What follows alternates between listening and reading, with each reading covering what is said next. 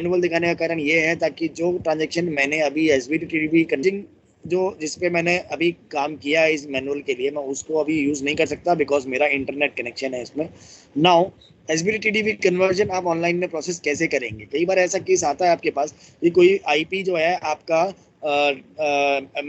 मतलब employment injury में उसका एक्सीडेंट हो गया है एम्प्लॉयमेंट के दौरान, और उस दौरान उसका इन्वेस्टिगेशन ब्रांच मैनेजर ने इनिशिएट कर दिया और उस ड्यूरेशन पे उसको क्लेम देना जरूरी है बिकॉज वो अभी लीव पर है अपने एम्प्लॉयर से, तो उस दौरान उसको एसबी दिया जाएगा 70% के हिसाब से।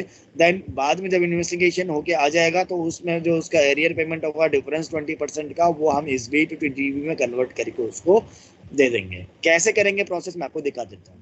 सबसे पहले यहाँ पर आप लोगों को ये फ्लो पता होना चाहिए वर्क फ्लो में कि काम कैसे करेगा ये। मेरे पास जो वर्क फ्लो है यहाँ पर ये देखिए कुछ इस तरीके से आपका एक्सीडेंट रिपोर्ट अपलोड होगा, चाहे एम्प्लॉयर करे या आप अपने लेवल पे कर सकते हैं, ब्रांच मैनेजर भी अपने लेवल पे अपलोड कर सकते हैं।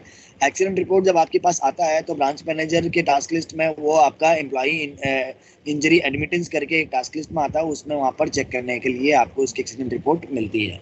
ठीक है, उसमें ब्रांच मैनेजर क्या करते हैं, अगर कुछ क्लैरिफिकेशन चाहिए तो वो क्लैरिफिकेशन करने के लिए बोलेंगे।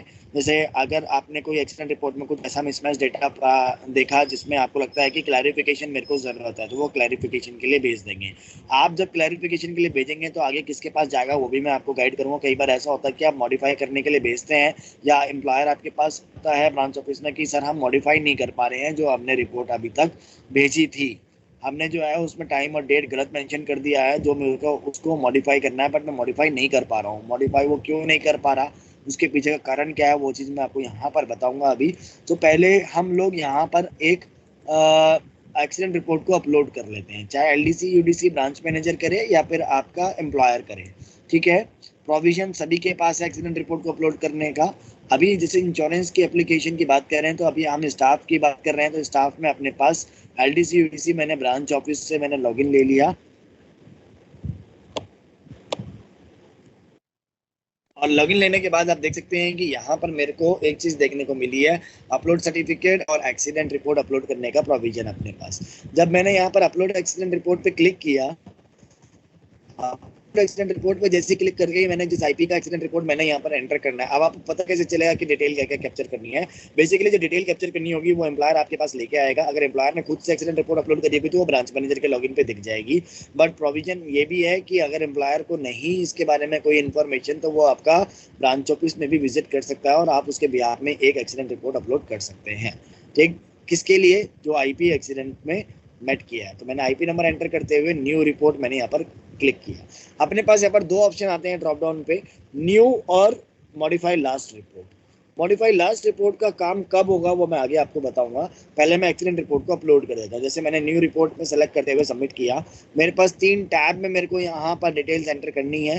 सबसे पहला है employee details, accident details and accident cost. अब यहाँ पर आपको पहले तो एम्प्लॉय की डिटेल्स एंटर करनी है, उसका ऑक्यूपेशन क्या है और डिपार्टमेंट क्या है, फिर नेक्स्ट पे जाना है। अब यहाँ पर एक्सीडेंट का डिटेल्स आपको यहाँ पर एंटर करना है कि एक्सीडेंट कब हुआ था। सपोज करो आज की डेट में अगर हुआ था तो उसकी शिफ्ट स्टार्टिंग डेट, कई बार आपके पास यहाँ पर वार्निंग मैसेज आती है। कई बार आप लोग अपलोड करते हैं अपने लेवल पे तो यहाँ वार्निंग मैसेज आती है, कई बार एम्प्लॉयर अपलोड करता है तब भी वार्निंग मैसेज आती है। क्यों आती है, किस कारण से आती है? तो यहाँ पर एम्प्लॉयर क्या करता है कि प्रीवियस मंथ का उसमें शिफ्ट स्टार्टिंग डेट देता है, जिसकी वजह से यहाँ पर उसको वार्निंग मैसेज देखने को मिलती है। तो उस वार्निंग मैसेज को कैसे ओवरकम किया जाएगा, कैसे ओवरराइड किया जाएगा? शिफ्ट स्टार्टिंग डेट, जिस महीने में एक्सीडेंट हुआ है उस महीने की फर्स्ट डेट को आप इसकी शिफ्ट स्टार्टिंग डेट मेंशन कर सकते हैं। जैसे आज 13 तारीख है, 13 तारीख को अगर डेट ऑफ एक्सीडेंट होता है तो आप शिफ्ट स्टार्टिंग डेट आप 1 मई की 1 सितंबर की यहाँ पर मेंशन कर सकते हो। ऐसा जरूरी नहीं है कि आपको लास्ट 6 मंथ्स या 1 ईयर पहले का डाटा डालना होगा। ठीक है, मैंडेटरी है इसलिए यहाँ पर डेट सेलेक्ट करना जरूरी है, बट ये भी मैंडेटरी नहीं है कि आपको फर्स्ट जो उसकी शिफ्टिंग थी वो वाली डेट मेंशन करनी है। आप इस महीने की जो शिफ्टिंग डेट है वो भी मेंशन कर सकते हैं। तो अगर आप करंट मंथ की फर्स्ट डेट डालेंगे ना, जिस महीने में एक्सीडेंट हुआ है उस महीने की अगर फर्स्ट डेट डालेंगे और एक्सीडेंट आपका उस महीने के बीच में कभी भी अगर हुआ है तो आपको सिस्टम दिक्कत नहीं करेगा और आपको यहाँ पर वो वार्निंग मैसेज नहीं देगा। ठीक है, अगर ज़्यादा पुरानी डेट अगर शिफ्ट स्टार्टिंग डेट पर अगर डालेंगे या डेट ऑफ एक्सीडेंट के बाद अगर शिफ्ट स्टार्टिंग डेट डालेंगे तो उसमें इशू आ सकता है। तो इस चीज़ को आप यहाँ से ओवरराइड कर सकते हैं। जैसे मेरे केस में देखो 1 जनवरी को 2021 में एक्सीडेंट हुआ है और 1 जनवरी को ही मैंने उसकी शिफ्ट बता दी है। ठीक है, और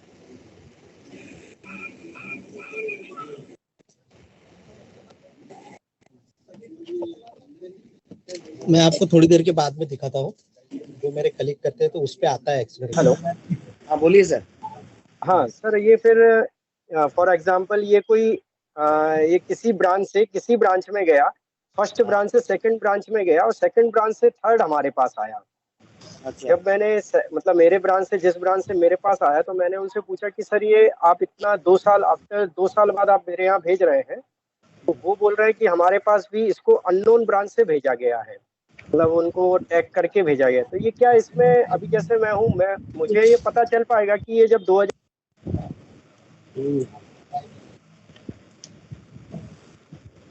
क्या पता करना है सर इसमें?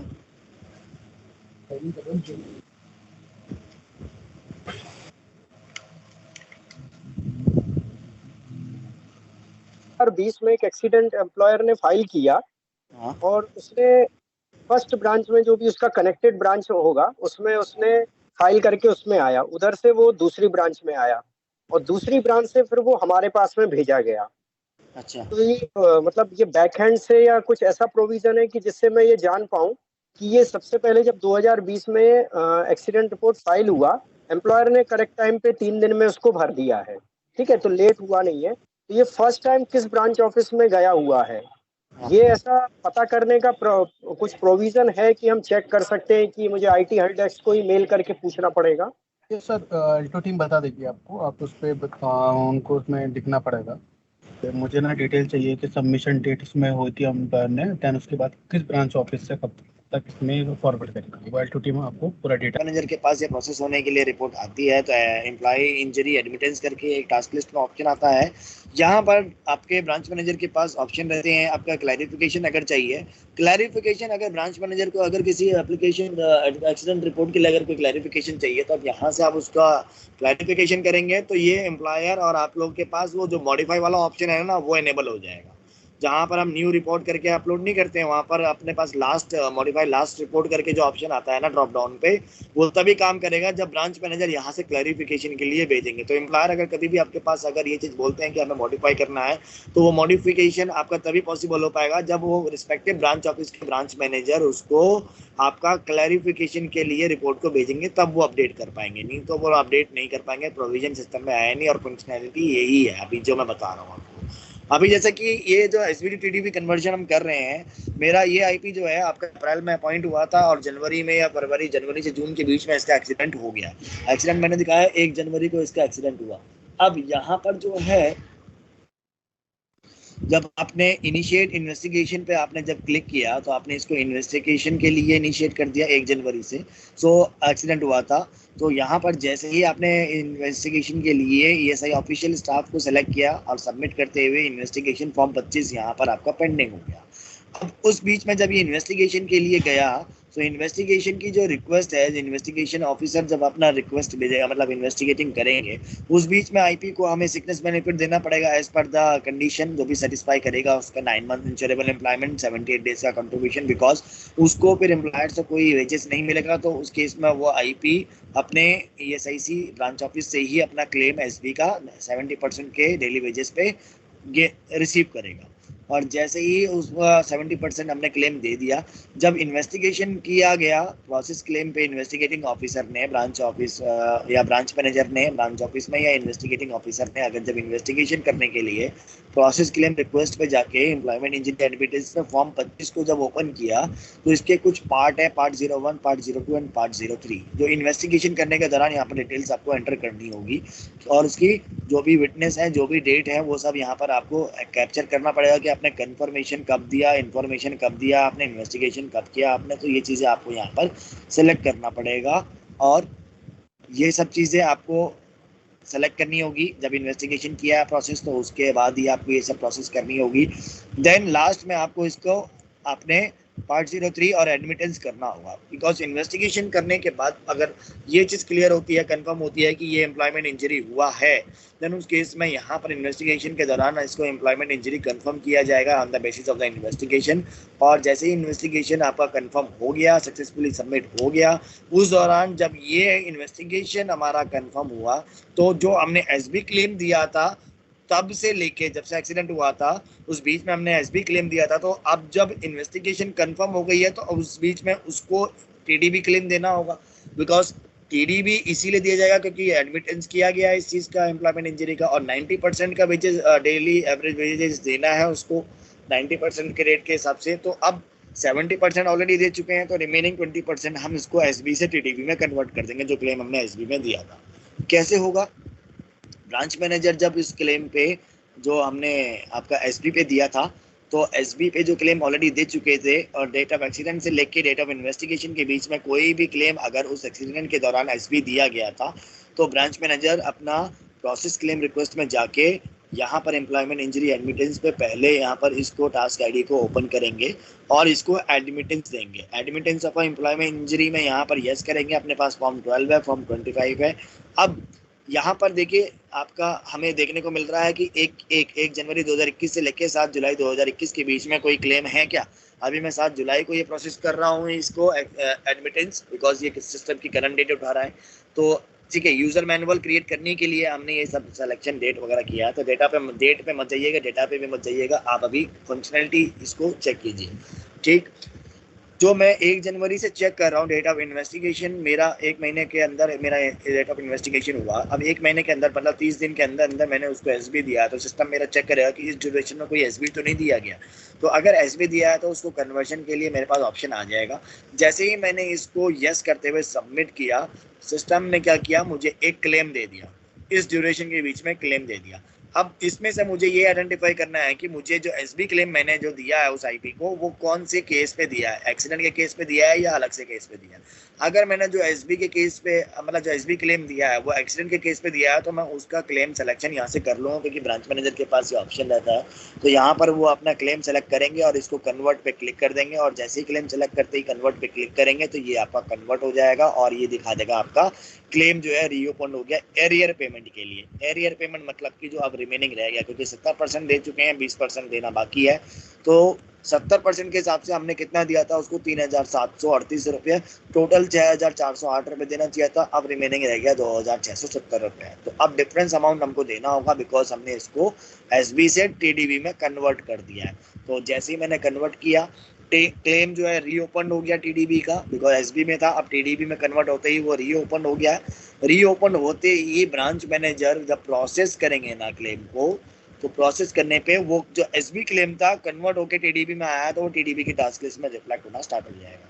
यहाँ पर जैसे ही आप टीडीबी के टास्क लिस्ट में ओपन करेंगे, सेम क्लेम आईडी जो हमारी एसबी में क्रिएट हुई थी वही क्लेम आईडी टीडीबी में कन्वर्ट होकर आपको यहाँ पर दिखेगी उस आईपी की, और जैसे ही उसको ओपन करेंगे तो यहाँ पर आपको उसका एरियर पेमेंट दिख जाएगा, जो कि आपका 2670 था, और टीडीबी की कंडीशन यहाँ पर आपको दिखाएगा यस, और आपके टीडीबी के अकॉर्डिंग यहाँ पर आप उसका 90% पूरा क्लेम दे देंगे, मतलब 20%। ये थोड़ा सा रिपीट करेंगे क्या टीडीपी वाला, थोड़ा सा जो टीडीपी से कन्वर्ट किया वो?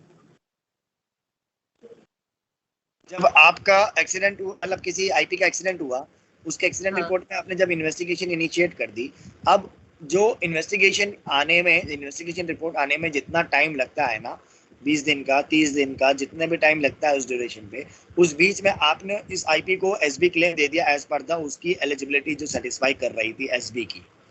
एग्जांपल, 1 अप्रैल को अपॉइंट हुआ था 2021 में, और 1 अप्रैल से दिसंबर 2021 तक उसने कंटिन्यू काम किया और कंट्रीब्यूशन भी उसने टाइम टू टाइम डिपॉजिट कर दिया। जनवरी से जून 2022 के बीच में उसका एक्सीडेंट हो गया। अब जून से जनवरी के बीच में कभी भी उसका एक्सीडेंट हुआ, लेट्स टेक एन एग्जांपल, 1 जनवरी 2022 को एक्सीडेंट हुआ। अब 1 जनवरी 2022 को एक्सीडेंट रिपोर्ट आपने अपलोड करी और आपने उसके ब्रांच मैनेजर ने उसका इन्वेस्टिगेशन इनिशिएट कर दिया। इन्वेस्टिगेशन रिपोर्ट आने में 30 दिन लग गए। 1 तारीख को एक्सीडेंट हुआ, 30 जनवरी को 31 जनवरी को एक्सीडेंट रिपोर्ट का इन्वेस्टिगेशन होके आ रहा है। अब 1 से 30 या 31 जनवरी तक के बीच में जो ड्यूरेशन आया, उस बीच में वो अपना एम्प्लॉयमेंट में नहीं गया। उस बीच में उसको जो क्लेम होगा हम एज पर द एसबी उसको प्रोवाइड कर देंगे, क्योंकि एसबी 70% के बेसिस पे दिया जाता है। तो जैसा सिकनेस बेनिफिट देते हैं वैसे सिकनेस बेनिफिट सर्टिफिकेट डिस्पेंसरी से वो लेके आएगा, और उस सर्टिफिकेट के बेसिस में सिकनेस बेनिफिट उसको प्रोवाइड कर देंगे 70% के हिसाब से। पूरा क्लेम वगैरह सब पेमेंट हो गया। जैसे ही उसकी इन्वेस्टिगेशन रिपोर्ट आई, अब इन्वेस्टिगेशन रिपोर्ट आई है तो इसका मतलब अब इन्वेस्टिगेशन उसमें बताया कि ये एम्प्लॉयमेंट इंजरी हो चुकी है। अब ब्रांच मैनेजर क्या करेंगे, इन्वेस्टिगेशन रिपोर्ट के बेसिस पे उसको एडमिटेंस देंगे। जब आपका एम्प्लॉयमेंट इंजरी में जाके टास्क लिस्ट पे इसको ओपन करेंगे और इसको एडमिटेंस कर देंगे एम्प्लॉयमेंट इंजरी के लिए। जब एडमिटेंस करेंगे तो सिस्टम ये दिखाएगा कि आपको जब डेट ऑफ एक्सीडेंट हुआ था उस दिन के डेट से लेके करंट डेट तक के बीच में इस ड्यूरेशन में कोई एसबी क्लेम तो नहीं दिया गया है, मतलब इस एक्सीडेंट के लिए कोई एसबी क्लेम तो नहीं दिया गया है। ठीक, अगर आपने इस ड्यूरेशन के बीच में कोई एसबी क्लेम दिया होगा तो सबमिट करने पर सिस्टम आपको शो कर देगा। ठीक है, जैसे मेरा 1 से लेके आप इसको जुलाई यहाँ पर डेट दे रहा है, आप इसको एज्यूम कीजिए जब मेरी यहाँ पर इन्वेस्टिगेशन रिपोर्ट आएगी, जो करंट डेट होगी इन्वेस्टिगेशन की, वो डेट ऑफ एक्सीडेंट से लेके तब तक की डेट में मेरे को यहाँ पर डेट फिल्टर ऑटोमेटिक दिखाएगा। यहाँ पर सेलेक्ट करने की जरूरत नहीं पड़ेगी, ये ऑटोमेटिक आपको शो करेगा। Date of accident from date लेगा और टू डेट वाली लेगा जो सिस्टम की डेट होगी। तो इस बीच में अगर एसबी क्लेम होगा तो सिस्टम सर्च कर देगा। तो जैसे मैंने यहाँ पर इसको एडमिटेंस दिया, सबमिट करते ही मुझे ये स्क्रीन दिखाएगी। सबमिट करते ही यहाँ पर लिखा है select the claim for the payment of TDV. अब इसमें मैंने एक क्लेम दिया था आपका 18730,845, जो कि ये कब दिया था, 4 तारीख को मैंने दिया था ये क्लेम। ये 4 तारीख को जब मैंने दिया था, 4 से 10 का क्लेम मैंने दिया था, जो कि एसबी पे दिया था मैंने 3738 मैंने एसबी पे दिया था। बट अब कंफर्मेशन हो गया कि ये आपका एम्प्लॉयमेंट इंजरी है, बिकॉज इन्वेस्टिगेशन के बेसिस पे इसको एम्प्लॉयमेंट इंजरी एडमिट कर दिया।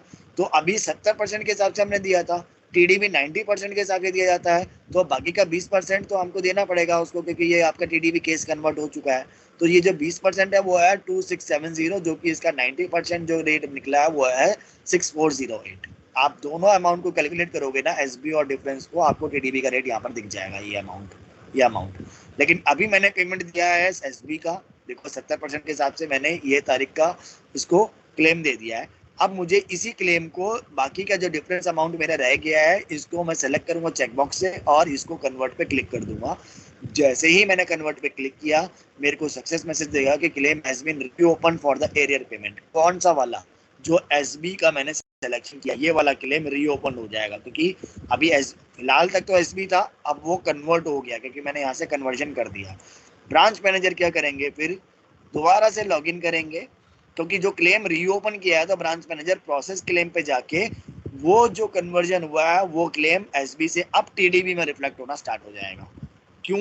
बिकॉज डिफरेंस अमाउंट जो एरियर का अमाउंट है वो देना है 20% का, तो वो 20% का अमाउंट हमको पूरा टीडीबी के लिए कंप्लीट करना है। तो जैसे ही मैंने टीडीबी को ओपन किया, same task ID 18730,845, same task ID मेरा यहाँ पर ओपन हो जाएगा टीडीबी पे। जैसे ही इस टास्क आईडी को ओपन करूंगा, मेरे को सिस्टम दिखाएगा 4 से लेकर 10 तारीख तक का एसबी क्लेम का था मेरा क्रिएशन। जैसे ही नेक्स्ट पे क्लिक किया, यहाँ पर मेरे पास सारी डिटेल्स हैं, एक्सीडेंट रिपोर्ट, फॉर्म 25 सब कुछ है। जैसे ही मैंने इसको नेक्स्ट पे क्लिक किया, यहाँ पर मेरे को सिस्टम दिखा देगा कि 90% ऑफ स्टैंडर्ड बेनिफिट रेट, जो कि 2670 एरियर पेमेंट है। 4 से लेके 10 तारीख तक सिकनेस बेनिफिट दिया था, बट ये टीडीबी का केस बन चुका है, तो इसीलिए इसको हमने एरियर पेमेंट के लिए 2670 रुपये अब एरियर दिया है, क्योंकि 70% हम ऑलरेडी दे चुके हैं, तो दोबारा तो 90% में नहीं देंगे। तो ये आपका केस है SB to TDB conversion online में। ठीक, जैसे ही मैंने यहाँ पर अप्रूव किया, अप्रूव करते ही यहाँ पर इसका डॉक्यूमेंट जनरेट हो जाएगा टीडीबी पे, और ये पेमेंट उसको डॉक्यूमेंट के थ्रू आप उसको प्रोवाइड कर देंगे। बेसिकली यहाँ पर SC32 जो है वो आपका वेज कॉन्ट्रीब्यूटरी रिकॉर्ड है। सर मेरे का सवाल है, हेलो बोलिए। महीने में ही एक्सीडेंट हो गया, मतलब कि 1 सितंबर को ज्वाइन किया और आज की डेट में एक्सीडेंट हो गया, तो उसका कोई आरसीए डेटा नहीं है, ना ही उसका कोई कंट्रीब्यूशन डेटा है। वो उसको अब जो है टीडीबी क्लेम कैसे दिया जाएगा, तो उसके लिए वेज कंट्रीब्यूटरी रिकॉर्ड SC32 का एक प्रोविजन है अपने पास सिस्टम में। ऑनलाइन में आप करेंगे इसको परफॉर्म, कैसे करेंगे ट्रांजैक्शन। सो सबसे पहले यहाँ पर उसकी एक्सीडेंट रिपोर्ट को आप अपलोड करेंगे। ठीक, दिखा देता हूँ। पहले आपने एक्सीडेंट रिपोर्ट अपलोड किया, यहाँ पर एक्सीडेंट रिपोर्ट अपलोड करने के बाद ये एक्सीडेंट रिपोर्ट ब्रांच मैनेजर के पास जाएगा एम्प्लॉयमेंट इंजरी एडमिटेंस के लिए। सो यहाँ पर employment injury admittance process claim में जाके मैंने ओपन किया टास्क आईडी। यहाँ पर अगर देखो जरूरत पड़ी तो इन्वेस्टिगेशन की तो मैं कर सकता हूँ, अगर जरूरत नहीं है तो आप इसको स्किप भी कर सकते हैं, this is not a mandatory thing. आपको आपके एडमिनिस्ट्रेटिव डिसीजन कि आपको इन्वेस्टिगेशन करना है, अभी इस महीने में ही आपका एक्सीडेंट हो गया, जब ज्वाइन किया तभी एक्सीडेंट हो गया।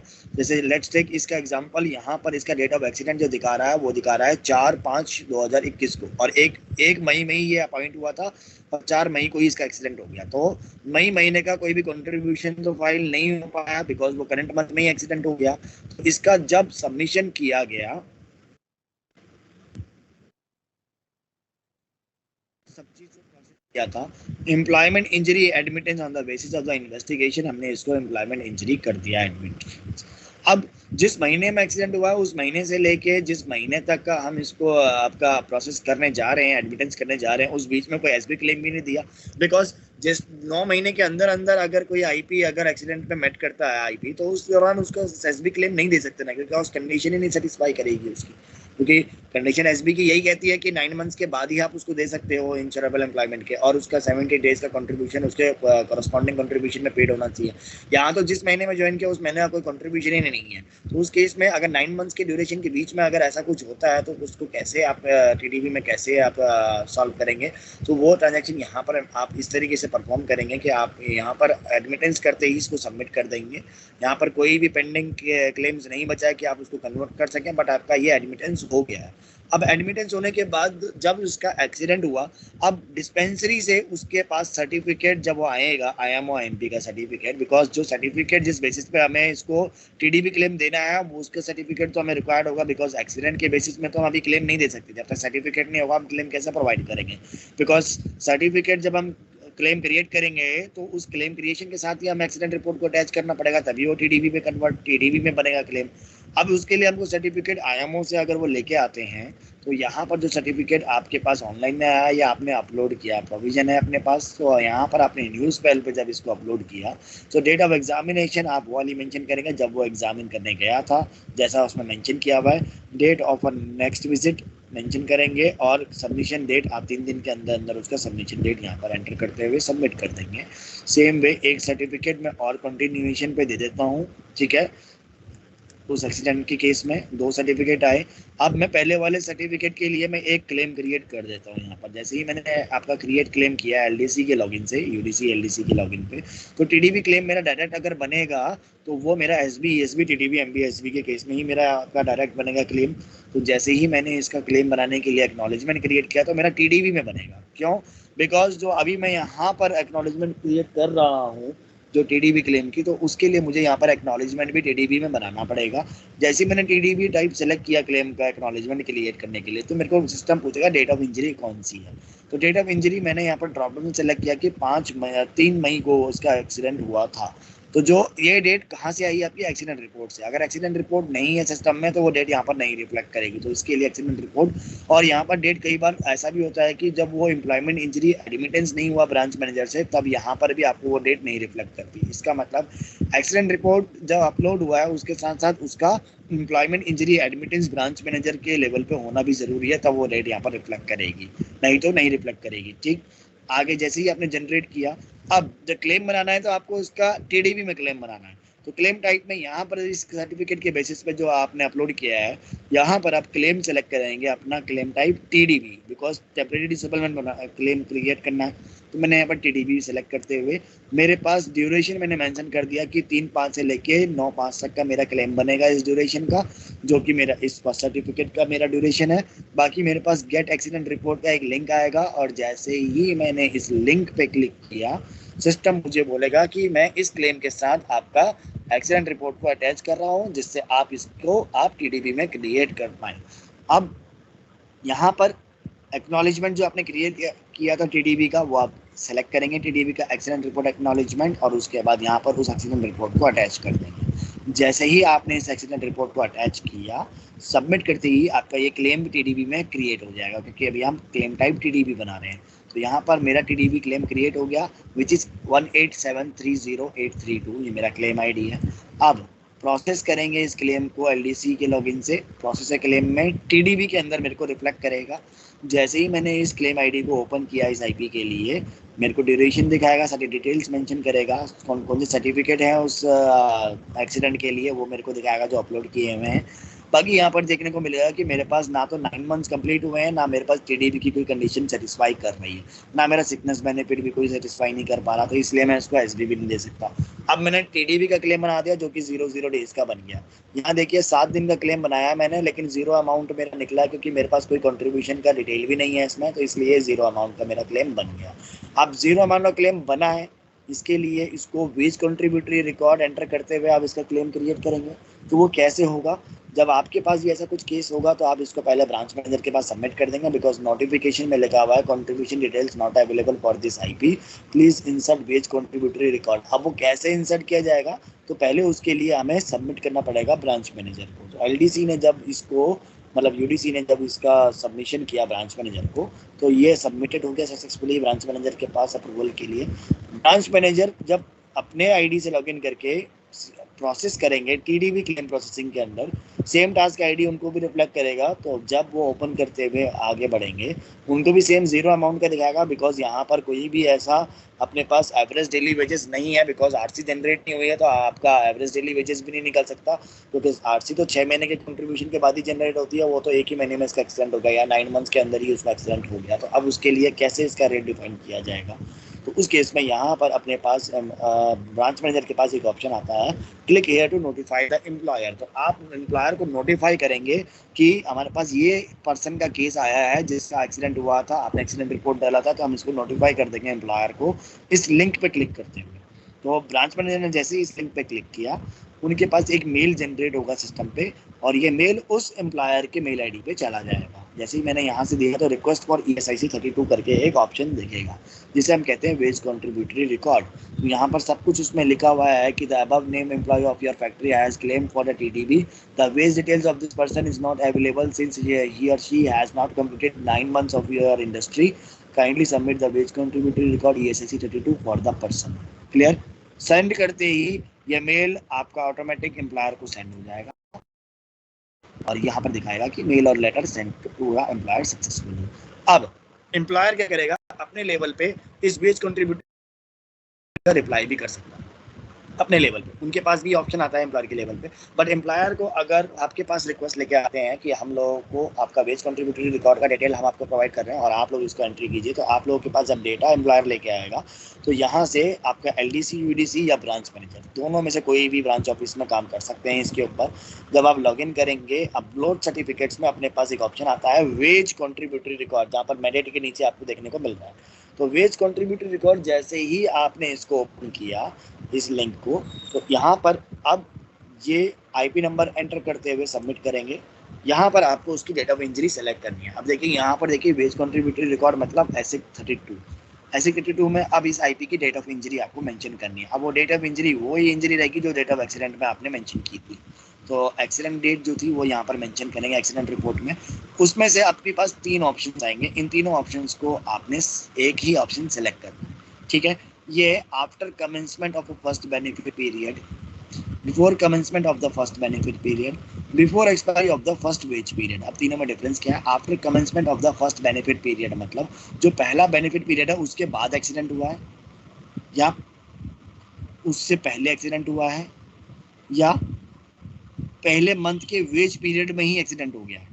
सो मतलब कि जनवरी से जून का पहला कमेंसमेंट होता है आपका बेनिफिट पीरियड का, तो अगर उसके बाद हुआ है मतलब जून के बाद हुआ है, सपोज करो पर्सन ने अप्रैल में ज्वाइन किया था, अप्रैल का कंट्रीब्यूशन डिटेल है अपने पास, मई का भी है, जून का भी है।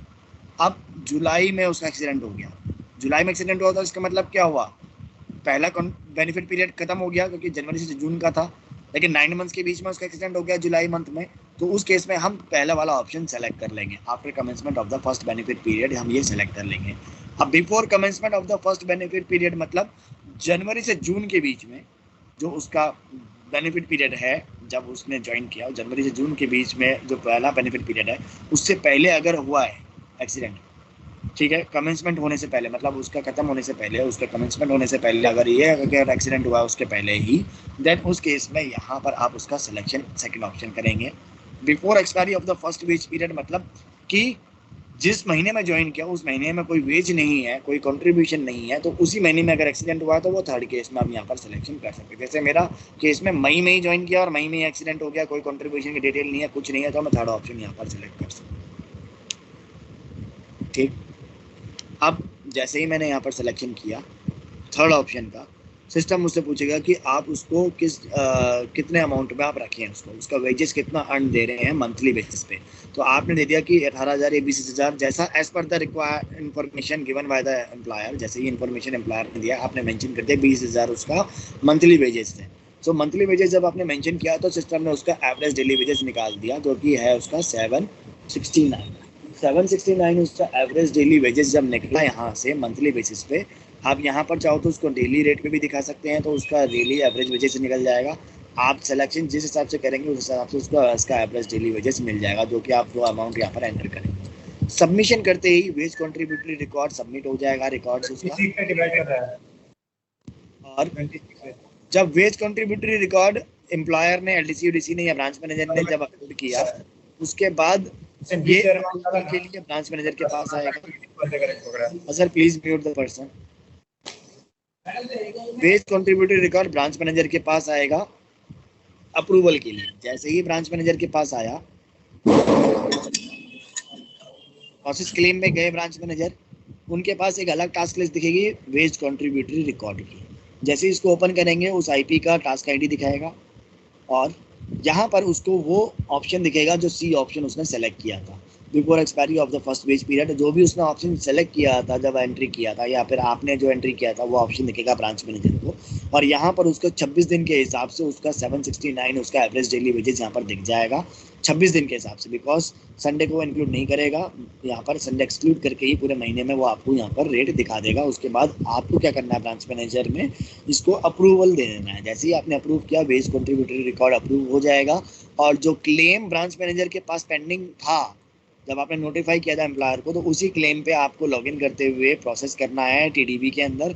जैसे ही आपने उस टास्क आईडी को ओपन किया, यहाँ पर आपने क्या करना होगा, आप चेक करेंगे कि आपको वो रेट यहाँ पर मिल जाएगा एवरेज डेली वेजेस का, जो आपने वेज कंट्रीब्यूटरी रिकॉर्ड डाला था। यहाँ पर देखिए आपको दिख गया 26 डेज का, इसमें टोटल नंबर ऑफ डेज यहाँ पर क्रॉस के नीचे देखिए 26 डेज का दिखा रहा है। 3/5 से लेकर 9/5 तक का 7 दिन का कंट्रीब्यूशन, 7 दिन का इसका क्लेम है। 7 दिन के हिसाब से 90% का इसका टीडीबी क्लेम मिलेगा। तो टीडीबी क्लेम का एवरेज डेली वेजेस है 769, जो कि इसका रेट आपका कितना निकला 90% के हिसाब से 693 into 7 equals to 4851। So this is the amount to be paid, जो कि आपको टीडीबी में इसको देना है। क्लियर है? तो ये वेज आपका SC32 अपना यहाँ पर टीडीबी में आपने इसका डॉक्यूमेंट जनरेट कर दिया। ठीक, तो इस तरीके से आप इसको डील करेंगे, अपना ऑनलाइन प्रोसेस करेंगे। थ्रू कर रहे थे तो मैं आपको पूरा प्रोसेस बताता हूँ कि डीबी आप ऑनलाइन प्रोसेस कैसे कर सकते हैं। ठीक है, बहुत से लोकेशंस में ये कर आती है कि डीबी को ऑनलाइन प्रोसेस कैसे करें as per the instruction given by the headquarter, कि आपको डिपेंडेंट बेनिफिट भी ऑनलाइन में करना है। कुछ लोकेशंस काम कर रही हैं, बट कुछ लोकेशंस अगर काम नहीं कर रही हैं, तो आपको उसका एक डेमो यहाँ पर दिखा देता हूँ कैसे होगा। डिपेंडेंट बेनिफिट के लिए सबसे पहले यहाँ पर आपका ये वर्क फ्लो जाना जरूरी है। पहले आपके पास जो IP डेथ सर्टिफिकेट आता है, आप उसको अपलोड करते हैं। ठीक, अपलोड करने के बाद उसका एक रिक्वेस्ट जनरेट करते हैं फॉर्म 16 का। फॉर्म 16 जनरेट करने पे उस रिक्वेस्ट को आप RO में भेजते हैं, और RO में क्या करते हैं, उसको प्रोसेस करते हुए ESIC 101 क्रिएट कर देते हैं। ठीक, ESIC 101 क्रिएट करने के बाद फाइनेंस एंड अकाउंट्स ब्रांच में उसको कंकरेंस के लिए भेज देते हैं। कंकरेंस होने के बाद फिर वो RO में दोबारा आता है और BO के पास से अप्रूव होते हुए फिर आप उसका क्लेम क्रिएट करते हैं। ये वर्क फ्लो है। मैनुअल डाउनलोड कर लीजिएगा, 5 मैंने बताया आपको, बहुत ईजी हो जाएगा आपको काम करने में अगर प्रोसेस करते हैं। अब कुछ डिले होता है तो उस केस में तो फिर आप लोगों को as per the delay record आपको वैसे काम करना होगा। बट फ्लो कैसा है यहाँ पर, अपलोड सर्टिफिकेट में जब आप गए, डेथ सर्टिफिकेट आप अपलोड करेंगे क्योंकि आपको डीबी क्लेम क्रिएट करना है। डीबी क्लेम क्रिएट करने के लिए जब आपने डेथ सर्टिफिकेट यहाँ पर अपलोड किया किसी IP का, तो ये इस तरीके से आप डेथ सर्टिफिकेट को अपलोड कर देंगे। ऑल्टरनेट सर्टिफिकेट हॉस्पिटल या फिर कहीं से इशू किया हुआ कि डिक्लेयर कर दिया है डेथ है, तो आपने सारी डिटेल एंटर करने पे आपने इसका डेथ सर्टिफिकेट अपलोड कर दिया, जो कि सक्सेसफुली अपलोड हो गया।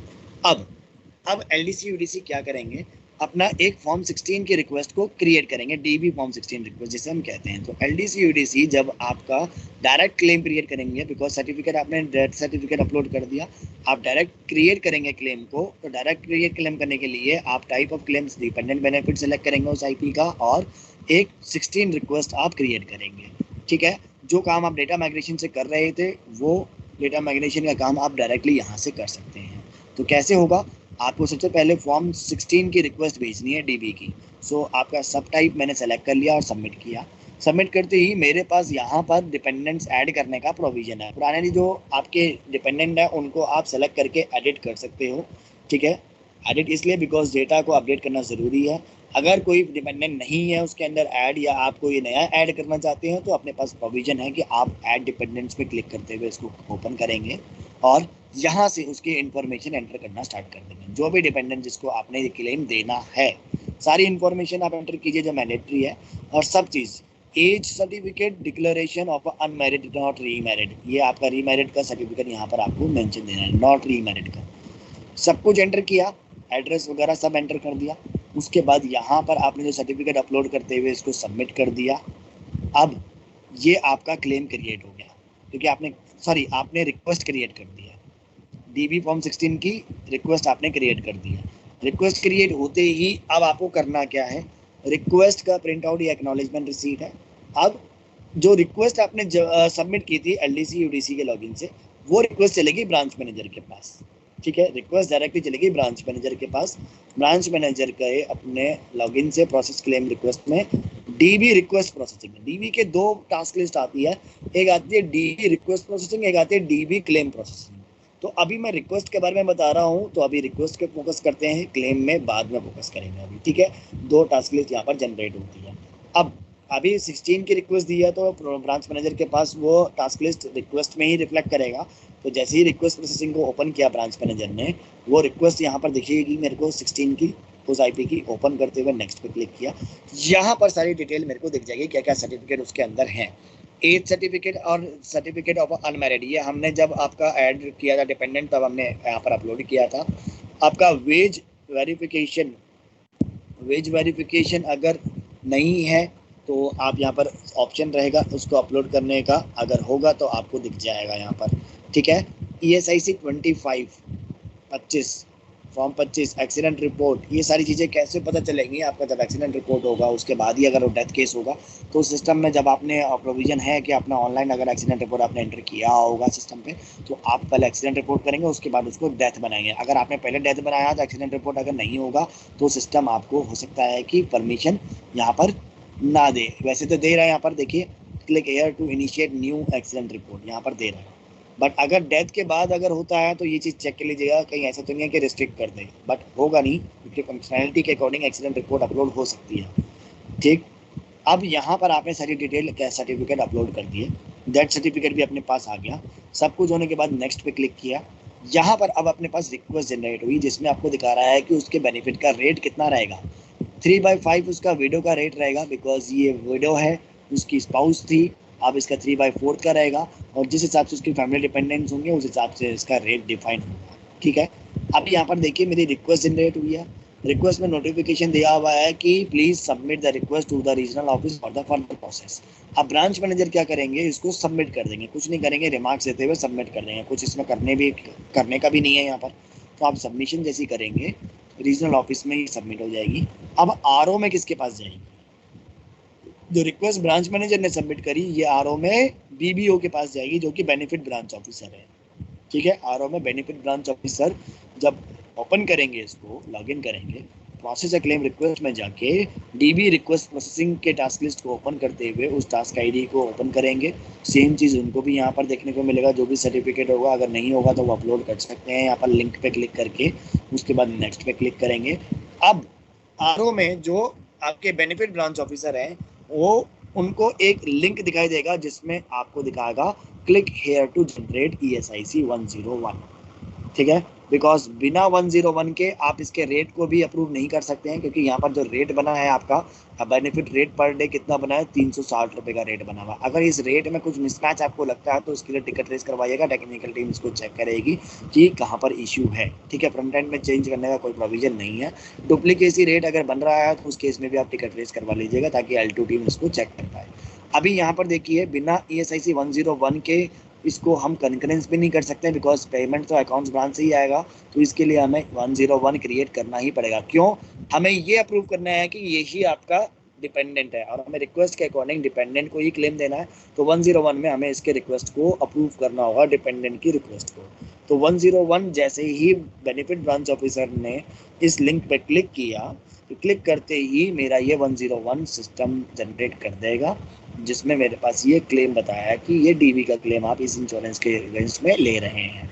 अब इस 101 को क्रिएट करने के 30 दिन बाद ही इसको अप्रूव कर पाएंगे, बिकॉज यहाँ पर प्रोविजन नहीं है कि आप इसको अप्रूव करेंगे, क्योंकि नोटिफिकेशन भी में भी दे रहा है कि आप अप्रूव डायरेक्टली नहीं कर सकते, पहले आपको जनरेट करना पड़ेगा ESIC 101। This is the functionality, ये फंक्शनैलिटी है। ठीक है, इसको हम अभी स्किप नहीं कर सकते, ये फंक्शनैलिटी के अकॉर्डिंग ही चल रहा है। 101 को जैसे ही आपने जनरेट किया बेनिफिट ब्रांच ऑफिसर RO में, तो 30 दिन बाद इसका वेट करेंगे। अभी जनरेशन डेट कब की है ये देखिए, कब जनरेट हो रहा है। जनरेशन डेट इसकी दिखा रहा है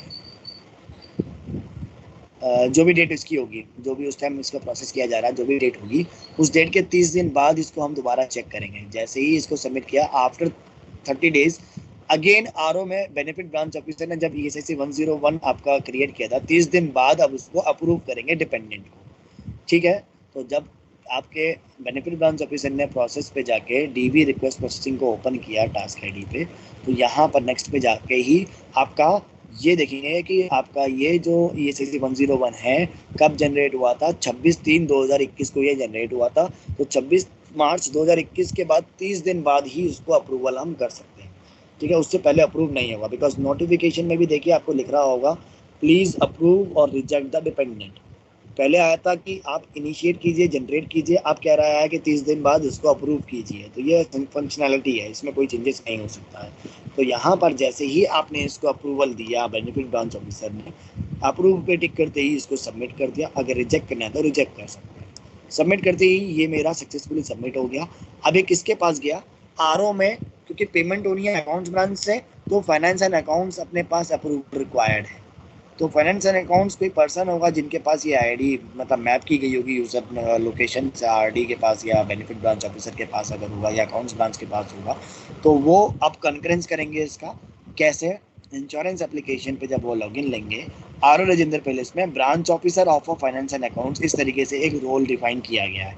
ये रोल RO में हर किसी के पास हर किसी RO में होना चाहिए, बिकॉज DB के लिए ये बहुत इंपॉर्टेंट है, डिपेंडेंट बेनिफिट के लिए, रिक्वेस्ट के लिए। So branch officer of finance and accounts, ये रोल अब जो भी पर्सन के पास होगा वो लॉगिन करेंगे। लॉगिन करते ही उनके पास बेनिफिट्स में प्रोसेसर क्लेम रिक्वेस्ट आएगा। इसमें उनके पास आएगा डिपेंडेंट बेनिफिट रिक्वेस्ट प्रोसेसिंग, और जो भी रिक्वेस्ट होगी फॉर्म 16 की उसको ओपन करेंगे। नेक्स्ट पे क्लिक करते हुए यहाँ पर उनको एग्री करना होगा, एग्री द रेट और डिसएग्री द रेट, बिकॉज जो रेट है वो फाइनेंस एंड अकाउंट्स ऑफिसर ही एग्री कर पाएंगे। अगर रेट सेटिस्फाइड है तो उसको एग्री करेंगे। लिखा हुआ है नोटिफिकेशन में please verify the dependent share rate, verify करना जरूरी है। तो फाइनेंस एंड अकाउंट्स ने अगर प्रोसेस करेंगे आगे की तरफ प्रोसीड बढ़ते हुए, तो एग्री द रेट पे टिक करते हुए इसको सबमिट कर देंगे।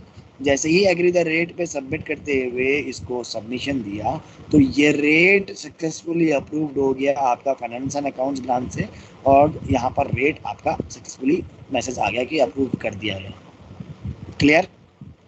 इसके बाद जब फाइनेंस एंड अकाउंट्स में अप्रूवल मिल गया इसके रेट का, एग्रीमेंट कर दिया, इसको एग्री कर दिया, तो बेनिफिट ब्रांच ऑफिसर अगेन जब उसका कंकरेंस मिल जाएगा तो RO में बेनिफिट ब्रांच ऑफिसर दोबारा से प्रोसेस करेंगे DB रिक्वेस्ट प्रोसेसिंग को, और फाइनली इसको अप्रूवल प्रोवाइड कर देंगे। क्यों? बिकॉज फाइनली RO लेवल पे ही इसका अप्रूवल होगा। रेट का कंकरेंस मिल गया हमको। देखिए यहाँ पर लिखा हुआ है डिपेंडेंट नोटिफिकेशंस में dependent rate approved by finance and accounts, जब तक फाइनेंस एंड अकाउंट्स अप्रूव नहीं होगा तब तक आपके बेनिफिट ब्रांच ऑफिसर भी इसको फाइनल अप्रूवल नहीं दे पाएंगे। क्यों? क्योंकि जो रेट डिफाइन किया गया है उसी रेट के बेसिस में तो उसको क्लेम क्रिएट करना पड़ेगा इस डिपेंडेंट का। इसलिए बेनिफिट ब्रांच ऑफिसर का रोल दोबारा से यहाँ पर आता है कि उनको ये अप्रूव करना ही पड़ेगा। तो यहाँ पर अप्रूव करेंगे, do you want to close the acknowledgement accident report number, आपको क्लोज करना है तो यस कीजिए, नहीं करना है तो नो पे क्लिक करके आगे प्रोसीड कर सकते हैं। मैंने यहाँ पर इस रेट के लिए फाइनेंस एंड अकाउंट्स ने जब अप्रूव किया तो बेनिफिट ब्रांच ऑफिसर ने भी उसको अप्रूवल देते हुए आगे सबमिट कर दिया। जब अप्रूवल दिया, ये फाइनली मेरा डिपेंडेंट अप्रूव हो गया। फाइनल स्टेटमेंट था, बेनिफिट ब्रांच ऑफिसर ने अप्रूव कर दिया। अब मेरा क्लेम क्रिएट होगा। कौन सा क्लेम क्रिएट होगा? फॉर्म 16A क्लेम क्रिएट होगा। तो फॉर्म 16A क्लेम क्रिएट करने के लिए आपका रिक्वेस्ट तो क्रिएट हो गया, डिपेंडेंट भी अप्रूव हो गया, रेट भी सब कुछ अप्रूव हो गया, ऑनलाइन में ट्रांजैक्शन हो गया। ये सारा काम आप डेटा माइग्रेशन के थ्रू करते थे आज से पहले, अगर कोई भी करता था, तो अब ये ऑनलाइन में प्रोसेस हो गया यहाँ पर। अब फॉर्म 16A क्लेम आप क्रिएट करेंगे। फॉर्म 16A क्लेम जो LDC UDC जब लॉगिन करेंगे, क्रिएट अ क्लेम रिक्वेस्ट में जाके DB के अंडर में अपने पास सब टाइप आएगा फॉर्म 16A क्लेम। जैसे ही आप इसको सिलेक्ट करेंगे, यहाँ पर उसके IP का जो आप क्लेम क्रिएट करने जा रहे हैं उसका डिपेंडेंट आपको दिख जाएगा, उसका सारा शेयर दिखेगा आपको, कितना उसका अमाउंट